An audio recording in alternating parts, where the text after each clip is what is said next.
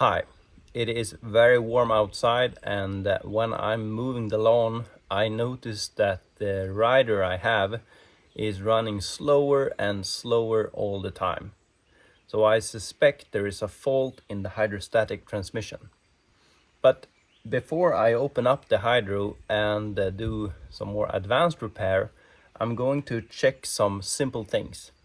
And if you have a riding lawnmower or a lawn tractor with similar problems with your hydrostatic transmission, you can also check this first before you either do a more advanced repair or maybe you leave it to someone else. Problems with the hydrostatic transmissions are it is weak or weak when it's warm. Maybe it's running slower and slower the longer you use it, or maybe it doesn't work forward or reverse, or maybe it doesn't work anywhere. So let's see what the problem can be. In order to do some troubleshooting, you need to be able to see what's going on here. And there's usually a cover here, or maybe if you have a tractor, there's a different kind of cover. And you have to remove that so you can see this. I always run without this cover because then I can see that there's no grass clippings here. Then these fins here, they are going to dissipate heat. So they are clean. I can see if there is any leakage or any kind of problems. So my recommendation is, if you don't have small children that's gonna come here and put their fingers in there, I would leave it off. One thing to check when you have removed the cover is the oil level and the condition of the oil. If the oil level is low, then you might fill it up.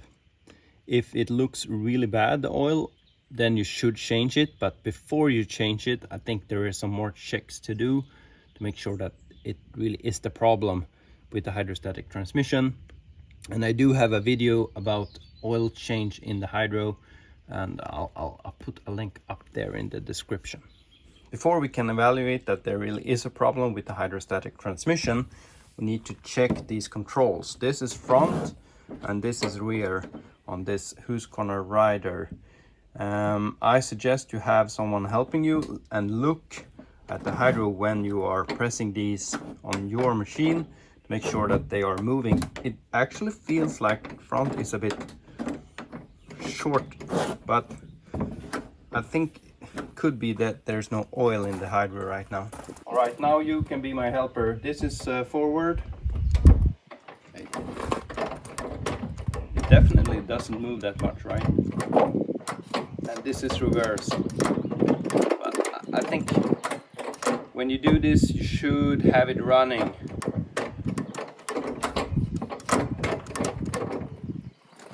When you are checking the controls, you should also see if there's any adjustments that can be made.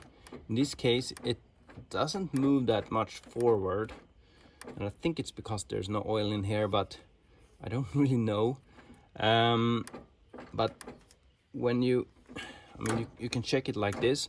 Sometimes there is a stop screw at the pedal, so it prevents the pedal from going down. And you can check if there is anything you can do to adjust there, but don't let the hydrostatic wire or the control be the stop. Make sure that there's like a mechanical stop before, so otherwise you might destroy the wire. To get power into the hydrostatic transmission, we need some sort of power transfer, and it is very common with a belt. Some larger tractors, they have a transaxle instead of this belt, but a belt is very common. So when we have the cover off, we can check that the tensioner works. You see it works here, the belt is tight. And a common fault on these riders is this spring. It can break, and then you have no tension, and if you have a cover here, you don't see anything, and the belt will slip, and you think, hey, my transmission is broken. But no, it can be that simple. The belt can slip even though the tensioner works if the belt is old and hard. And to see this, you'd have to maybe drive on an incline and put some load on the hydrostatic transmission and have someone help you check if the belt is moving but this fan is stopping, then the belt is probably slipping. There can also be another problem which is common on the Tough Torque K46, and it is that the splines on this wheel down here that the belt is driving, the splines, they wear, so the wheel is turning but the axle into the hydrostatic transmission is not turning. So it looks like everything is okay, everything is spinning, but it is actually no power transferred into the transmission. And you can see this if you remove the fan and just have a look at the this wheel here, and then you'll see if the splines are gone. The wheels on this rider are bolted to the axle, but many riders and also lawn tractors, they don't have these bolts here, but they have a key in the axle that drives the rim, and then you have the tire on the rim. If you break this key, or if you remove the rim and maybe change tire or do something like that and forget this key, what will happen is that the axle will spin inside the rim. And since you have an open differential, you will have no power going to the ground, because this side will spin and the other side, which might work, will just be standing still. That's how the open differential works. If you had the wheel off and now you don't have any drive, make sure that you have put that key in there. You can easily see it from the inside, because then you can see the axle turning and the wheel not turning. So hopefully your key is somewhere where you can find it. All riders and lawnmowers with hydrostatic transmission have some kind of bypass. On this machine, it's this lever here, and when I push it like this, I can roll the machine. If it's like this, it is almost impossible to maneuver the machine when the engine is not running. So if your machine doesn't work, make sure that your bypass is not like this. Because if I were to have oil in here and start it and try to move it, it would not move with this in this position. Maybe you had you had no fuel when you used it last time, so you pushed it somewhere and then you forgot about it, and this is the problem, and you solve it like that. That would be silly, right? But it's an easy repair. I actually believe that there is some problem here with this valve, because where is it? There is it. Okay, I can push it like that. I've noticed that when the rider was feeling a bit slow and I did this, it felt stronger. So I'm gonna remove this and see if there is something wrong in here. I have shown you some simple checks that you can do yourself before you take your riding mower to a workshop or do any more advanced repairs. So I hope this video could help someone. Thanks for watching. Bye.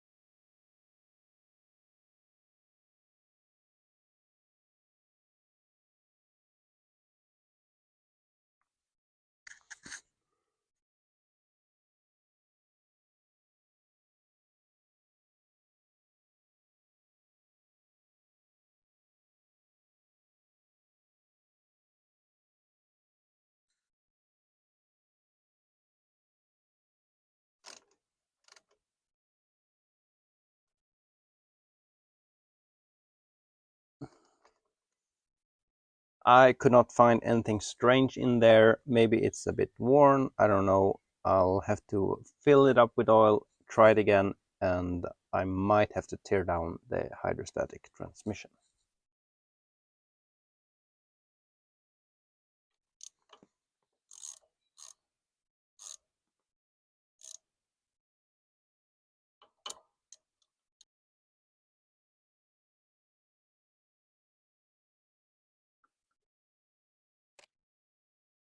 På plats och den...